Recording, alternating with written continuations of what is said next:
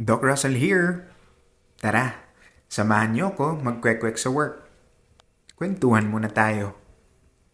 May nakita akong post sa Facebook recently and hindi siya mawala sa isip ko. Sabi doon, maraming Filipino ang akala nasa middle class na sila.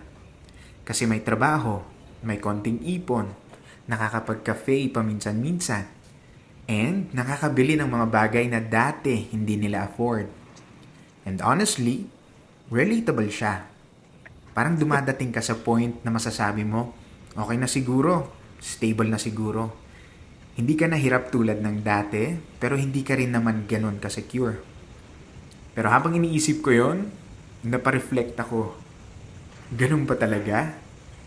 Kasi sa totoo lang, parang one hospital bill away lang tayo para maubos lahat ng ipon natin. Isang emergency lang, isang biglaang admission, pwedeng mawala yung pinaghirapan mo ng ilang taon sa loob lang ng ilang linggo. Ang hirap, no?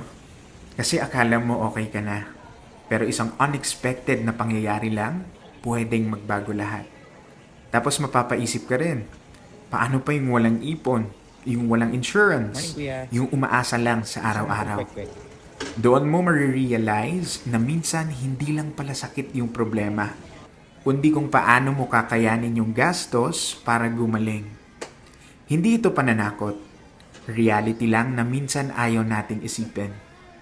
Kaya habang kaya pa, alagaan natin yung sarili natin.